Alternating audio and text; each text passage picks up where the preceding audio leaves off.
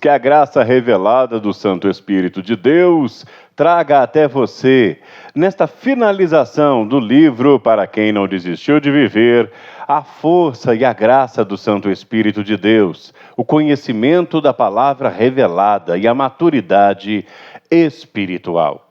A cada dia, a evolução espiritual toma conta dos irmãos que aprendem no estudo bíblico a força e a graça poderosa de Deus, que eles têm direito a usar.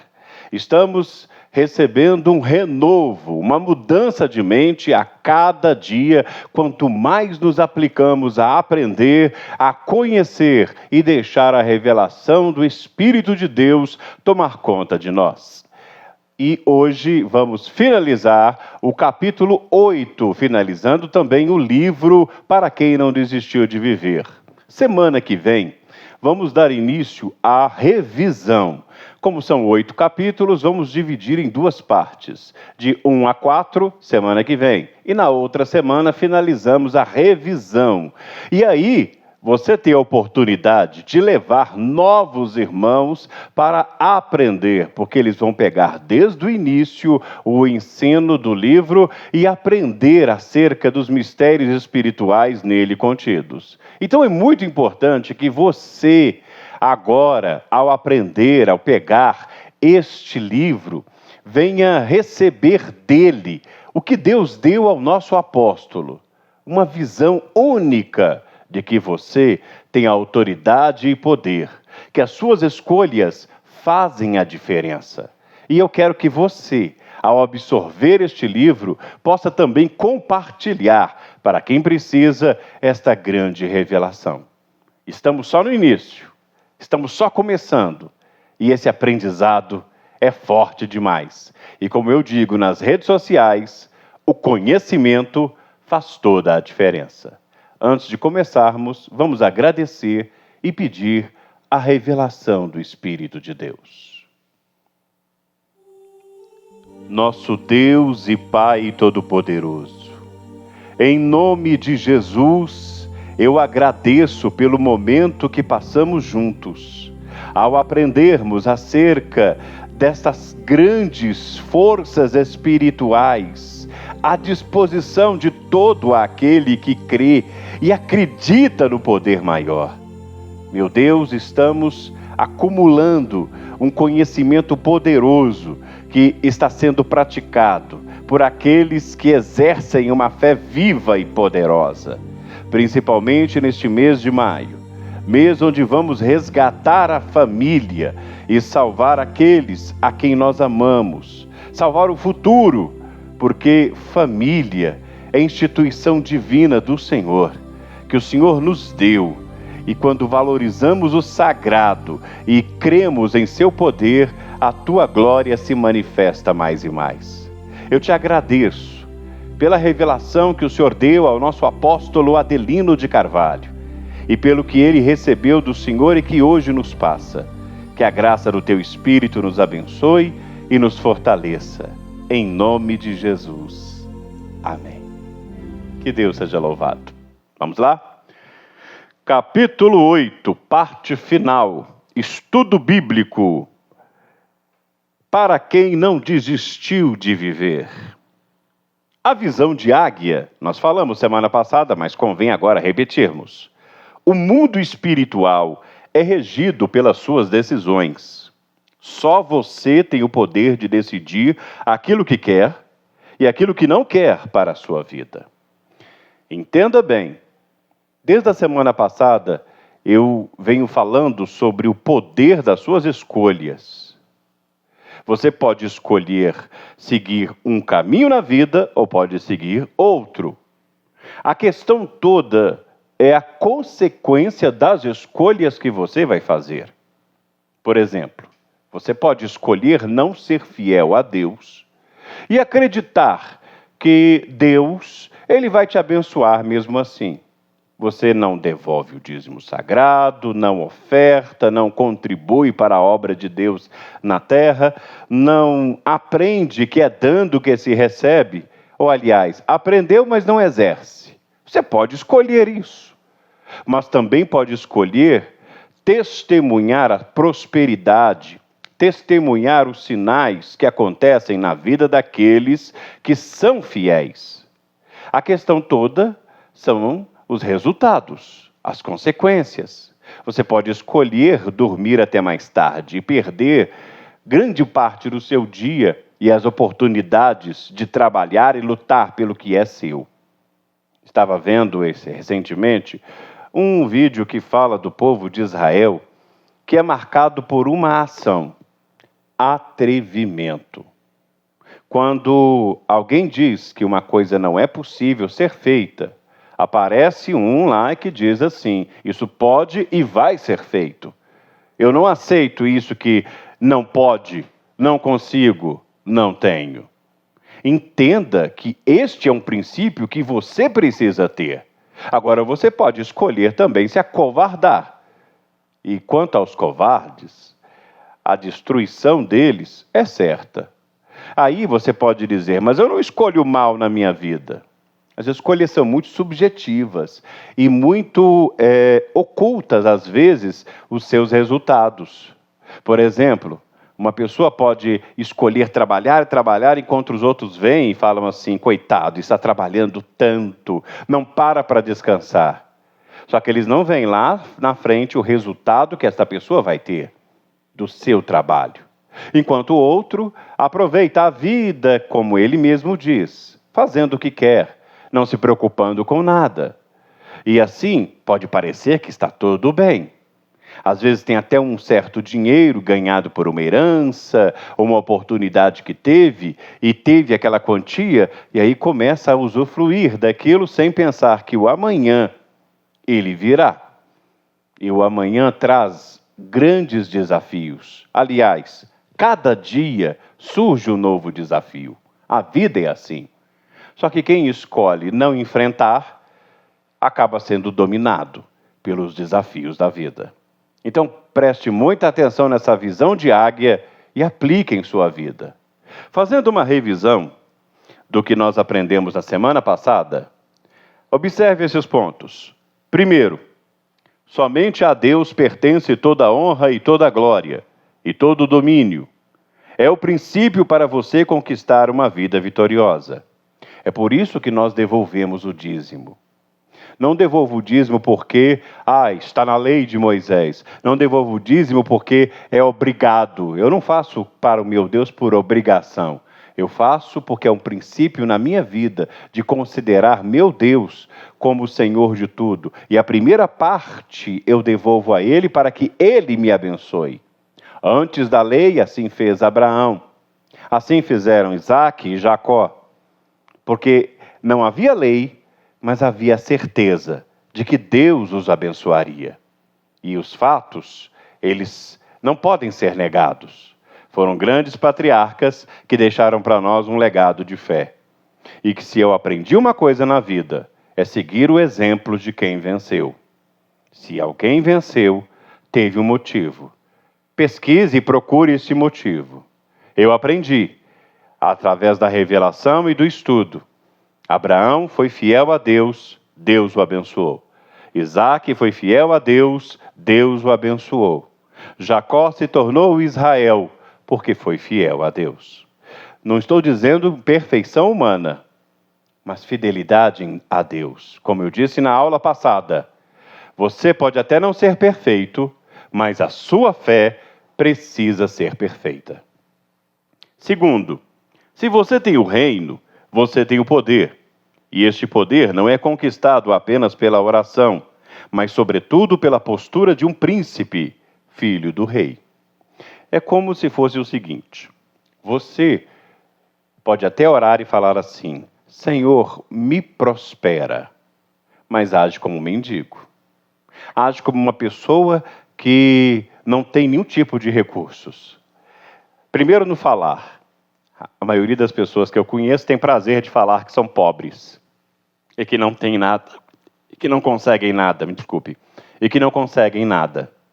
A maioria das pessoas que eu conheço, quando elas vão às compras, elas usam a palavra economia como uma desculpa para comprar o que não presta.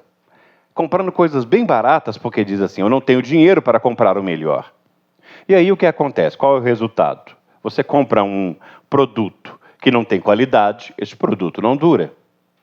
É fácil você ver isso, você vê nas calçadas das lojas várias promoções de sapatos, de roupas, a um preço bem barato. Não estou dizendo que tem roupas baratas que não são de qualidade, não. Mas quando uma pessoa assume a mentalidade de pobreza, ela diz assim, não, eu não vou num lugar caro, não, porque eu não vou naquele lugar, não, porque ali é caro e eu não tenho dinheiro para pagar. Então a postura dela é essa. É a mesma coisa daquela pessoa que ela fala que não vai fazer para Deus, não vai fazer para a obra de Deus, porque ela diz, eu não estou preparada. Porque ela sempre está se preparando. Ela nunca assume que Deus é com ela. Então a oração é a base. Mas depois de a oração vem a postura, a atitude. Você tem que agir conforme você quer ser. Você quer ser feliz no amor? Então pare de ficar lamentando a vida sentimental. Você quer ser uma pessoa próspera? Então comece a agir com prosperidade. Comece a andar de cabeça erguida. Pare de ficar pedindo dinheiro emprestado para os outros. Comece a agir em cima daquilo que você trabalha, calculando o que você tem, calculando o que você vai ganhar.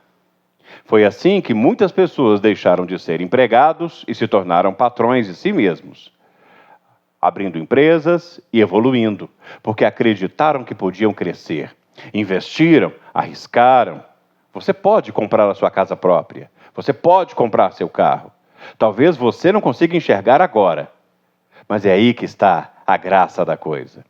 Como Deus age, Ele não vai explicar para você e nem eu tenho como explicar. Mas eu sei de uma coisa. Deus, Ele age na vida daquele que crê. Quem crê, verá a glória de Deus. Terceiro ponto. A balança que revela se a pessoa é fiel ou não, essa balança são os dízimos e ofertas. Então, observo na fidelidade de uma pessoa que ela acredita que Deus é com ela, eu vejo ela sendo dizimista. Eu vejo ela sendo ofertante. Dízimo não salva, mas todo salvo é dizimista. E todo aquele que é fiel a Deus prospera dentro do santuário. Eu sei por experiência própria e por que eu tenho visto de cada testemunho.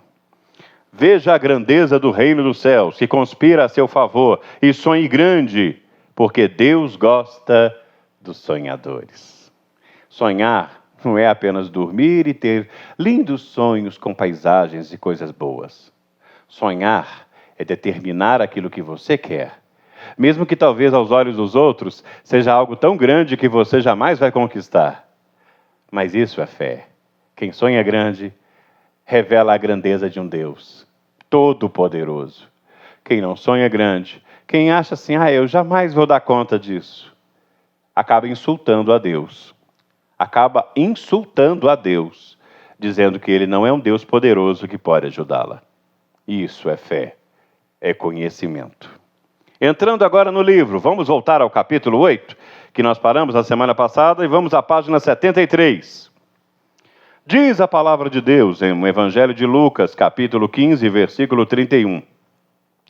E ele lhe disse, filho, tu sempre estás comigo, e todas as minhas coisas são tuas. O apóstolo continua.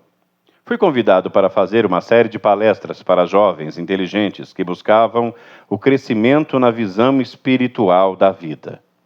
Na hora de escolher um tema para a palestra de determinado dia, eu fiz uma reflexão. Aonde estamos na nossa vida?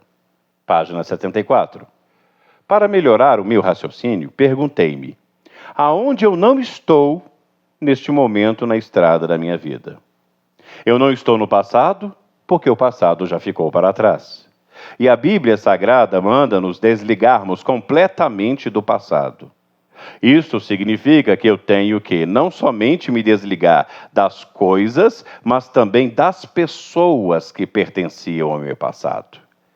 Página 74 ainda.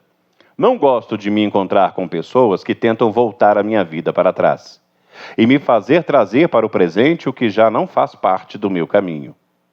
Para não citar nomes e fazer você entender melhor o que eu estou lhe dizendo, prefiro raciocinar que fulano de tal fez parte do meu passado, mas não faz parte mais da minha vida, porque não está no meu presente.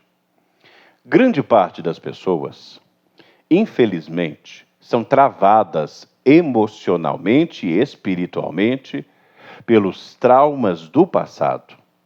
Procuram terapeutas, procuram psicanalistas para que possam ouvi-los, porque todas as vezes que tentam ir para frente na vida, elas esbarram naquela lembrança do passado.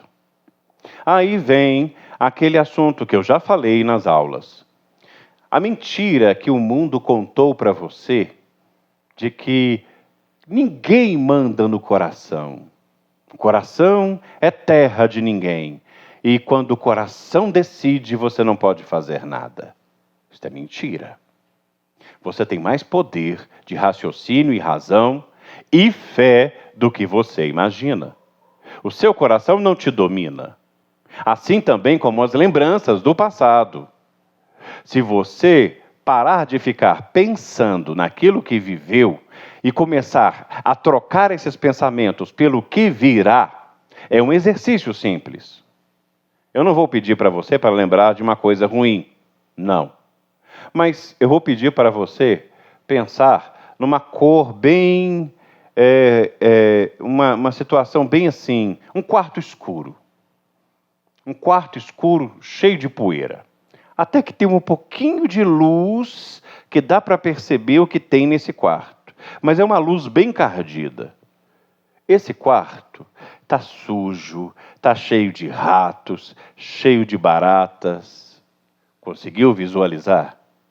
Conseguiu enxergar esse quarto com aquela luz bem fraca, com teias de aranhas, com aquela sujeira que até você respirar, você sente quem tem alergia ou quem não gosta muito de poeira, logo já começa a espirrar, porque está muito sujo. Esse quarto é seu passado. Pelo menos aquele passado ruim que você teve. Agora vamos imaginar um quarto diferente.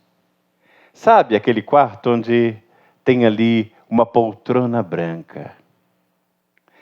Uma luz bem forte onde deixa a sala bem clarinha.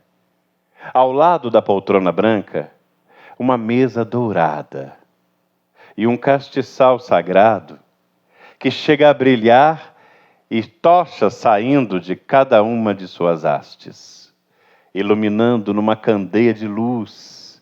O quarto que já está iluminado fica mais iluminado ainda. Os olhos chegam a doer de tanto claro que está o quarto. Bem, esse é o seu presente e futuro.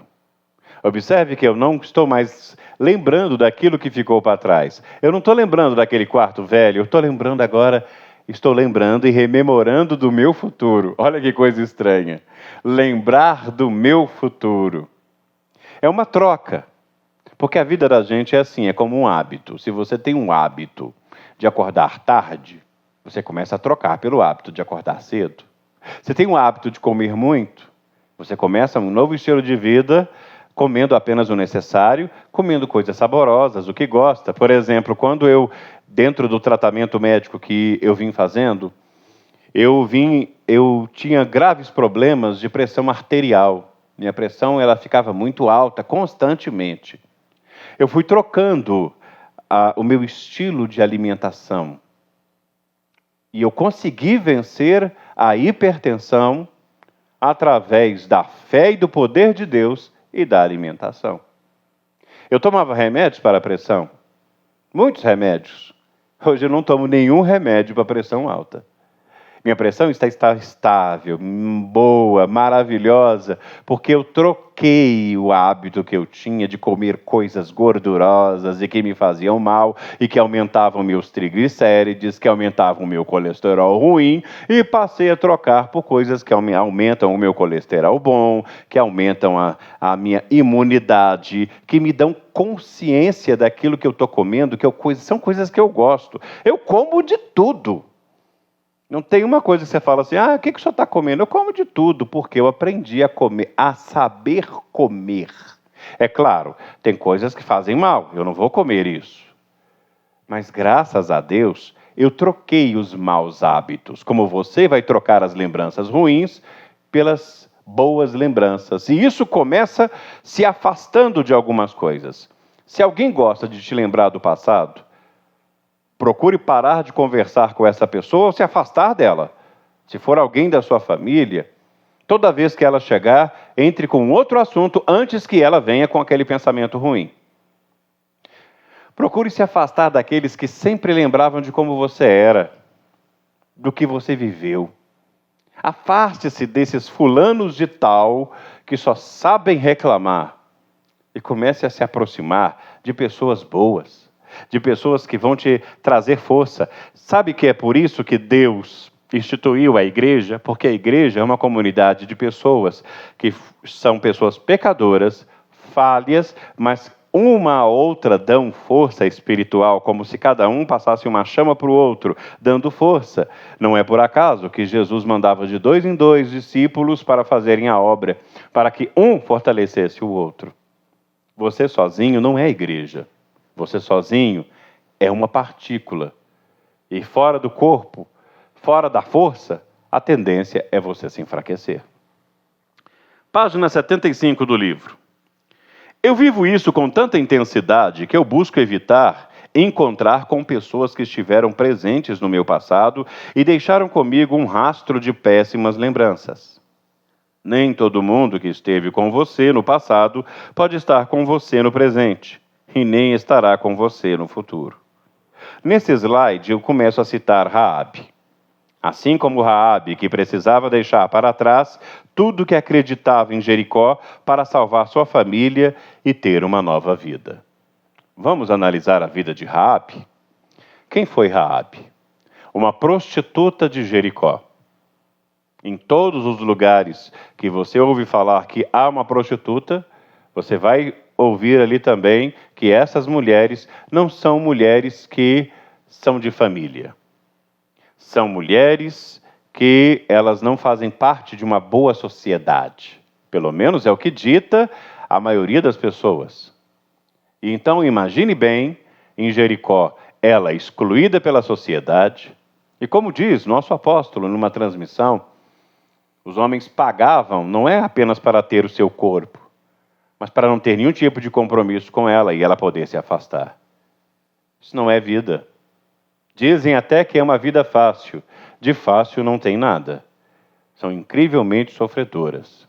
Por mais dinheiro que possam ganhar, existe um grande vazio na alma e no espírito, e na certeza de que, se fazem escondido, jamais poderão revelar o que fazem. E se fazem às claras, serão excluídas também pela família, pelos amigos e por todos que conhecem. Raabe, ela viveu isso. E ela vivia em meio a todo esse turbilhão de coisas negativas em Jericó. Mas ouvia falar acerca do povo de Israel. Um povo forte que saiu do Egito pela mão poderosa de um Deus vivo, que abriu o Mar Vermelho, que os alimentou no deserto, que os abençoou em meio ao frio, aquecendo e refrescando durante o dia no deserto. Um Deus todo-poderoso que abriu o Rio Jordão, para que atravessassem o Rio Jordão em direção a Jericó. E esse povo estava chegando.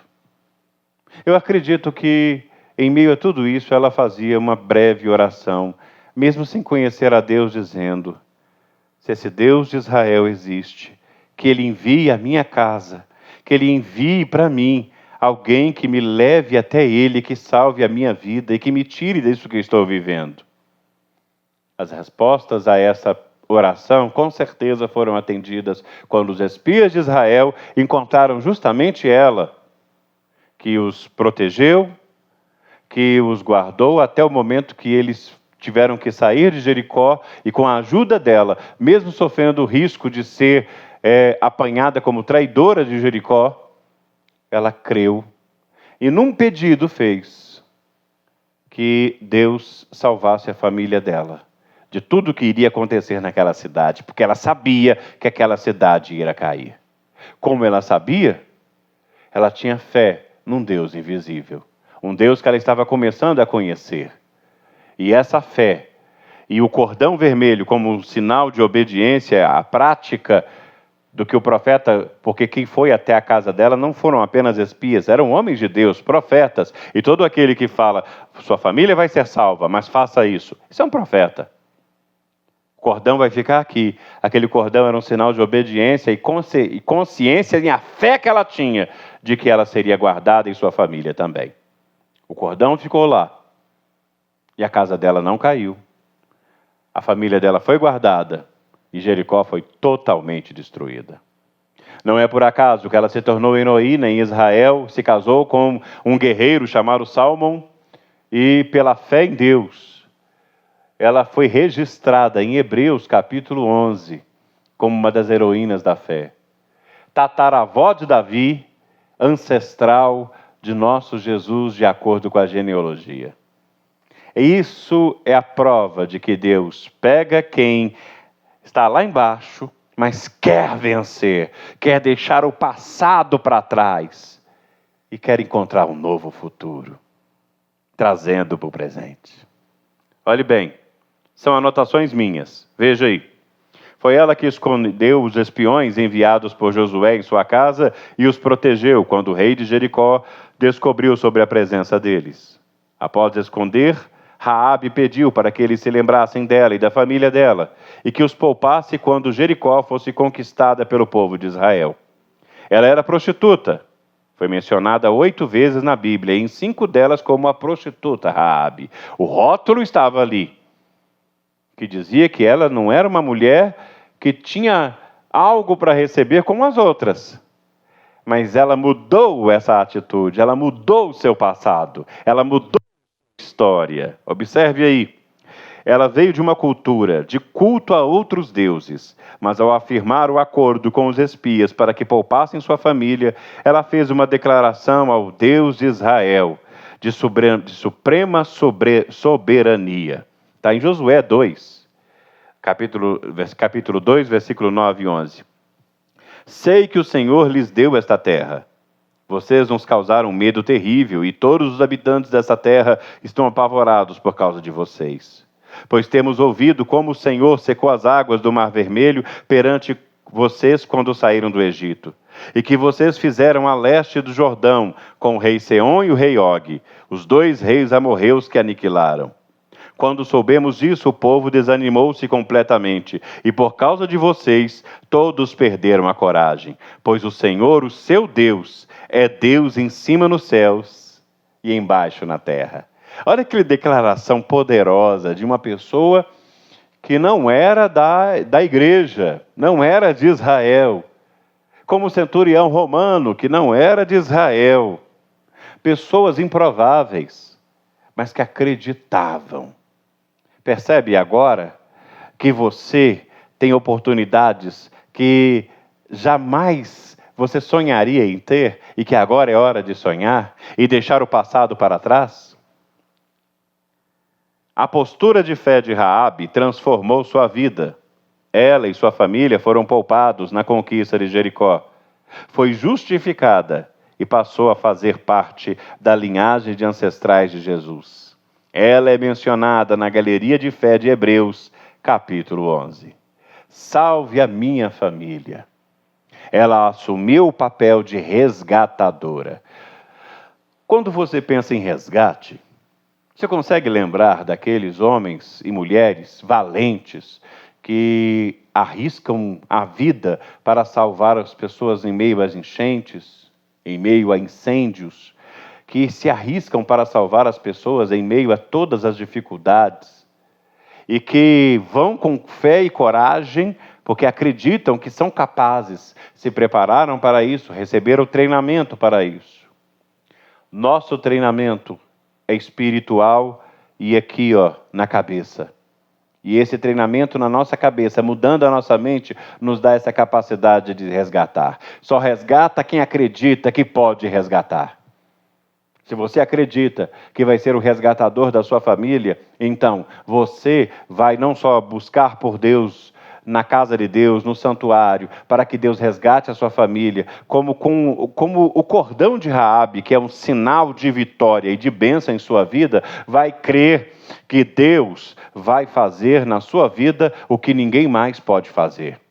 É isso que faz do apóstolo Adelino de Carvalho o homem que ele é. A apóstola Sol Daniela Carvalho, a mulher que ela é. É isso que faz a bispa Berenice Costa ser essa profetisa tão forte. E tantos outros profetas, bispos e bispas, e homens e mulheres de Deus que desafiam o mal porque acreditam que Deus é com eles e estão fazendo a parte deles.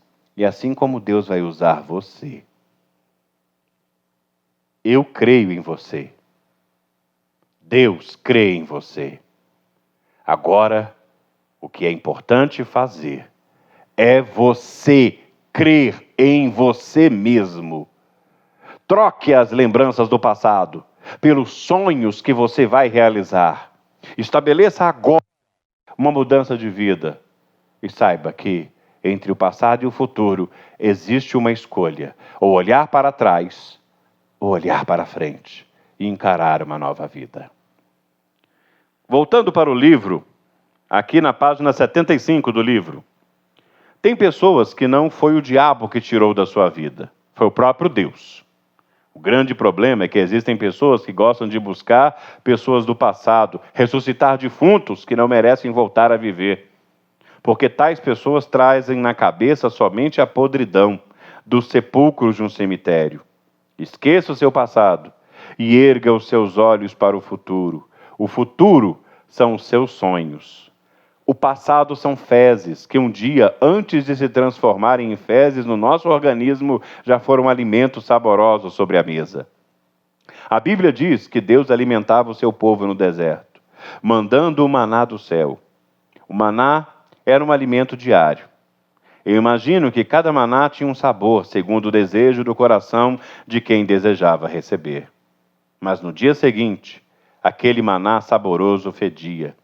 O maná só dava para um dia. Assim como diz a palavra de Deus. E os filhos de Israel disseram: quem dera que nós morrêssemos por mão do Senhor na terra do Egito, quando estávamos sentados junto às panelas de carne, quando comíamos pão até fartar? Porque nos tendes tirado para este deserto para matar de fome a toda essa multidão. Então o Senhor disse a Moisés: eis que vos farei chover pão dos céus, e o povo sairá e colherá cada dia a porção para cada dia, para que eu veja se ainda andam em minha lei ou não. E acontecerá o sexto dia que prepararão o que colherem, e será o dobro do que colherem cada dia. Viva sua vida por um dia, por vez. Olhe para frente, enterre o seu passado, conforme Deus ordenou na Bíblia, e cada pessoa deve fazer. Observando isso, o maná é a mais pura demonstração de providência de Deus para que você não viva do passado. Todos os dias, como grãos, o maná caía do céu, era apanhado pelo povo e ali eles preparavam os pães, os bolos, a comida de uma forma em geral. Só que interessante, quem colhia mais, achando que no outro dia não teria, no outro dia o que eles colhiam a mais apodrecia. Somente no sábado, quando Deus deu ordem para que eles descansassem no sábado, era para eles aproveitarem a família no sábado, viverem ao lado da família, em consagração, em fé, e não era para fazer nada. Nesse dia, na sexta, vinha a porção que dava para a sexta e para o sábado. Olha que coisa interessante. E no sábado não apodrecia. Agora, o que acontece com isso? É a certeza de que Deus, Ele te provê se você crê nele. Então, o que passou, passou. O que importa agora é o que Deus te dá hoje. E o que Ele vai te dar amanhã, quando você se prepara psicologicamente, emocionalmente, espiritualmente para receber. A sua mente tem que crer. Você tem que aprender a sentir isso, porque o sentimento quem domina é você. Você pode estar querendo chorar agora. Mas comece neste momento a trocar seus pensamentos e a lembrar das vitórias que você já conquistou. Talvez você continue a chorar, mas chore agora de alegria por saber que Deus tem te sustentado. Muita gente esquece aquilo que recebeu de Deus, sabia? E aí, na ingratidão, só lembram do problema atual e às vezes até culpam a Deus. Pare com isso. Viva a fé daquilo que Deus te dá. É claro que também glórias passadas não alimentam as glórias futuras. Você foi feliz no passado? Aleluia, glória a Deus. Eu sei que eu posso ser feliz agora e posso conquistar mais agora. Por isso Jesus disse que aquele que crê em mim faria as mesmas obras que eu faço e outras maiores faria. Vamos lá. Diz a palavra de Deus em Filipenses capítulo 3, versículo 13. Irmãos, quanto a mim não julgo que haja alcançado, mas uma coisa eu faço, esquecendo-me das coisas que atrás ficam, avanço para os que estão diante de mim. Prossigo para o alvo, pelo prêmio da soberana vocação de Deus em Cristo Jesus. Então está vendo que é possível abandonar o passado? É possível esquecer os traumas? É possível que na bênção de Manassés, que significa esquecer o passado de sofrimento, você receba uma vida nova, e se você precisa de ajuda, procure um profeta e uma profetisa para te ajudar nisso, mas comece a focar no futuro, comece a focar no amanhã, porque o passado Deus vai apagar, se você quiser. Encerrando, desafio da semana, reúna todos para a revisão quarta-feira que vem no santuário e se preparar nessa campanha forte que nós vamos fazer. E semana que vem, na revisão, quem não pegou as outras aulas, pode pegar. E você que pegou, eu queria que você estivesse junto com os que estão começando, para você ajudá-los no entendimento e também pegar coisa nova, porque na revisão a gente até aprende coisa nova.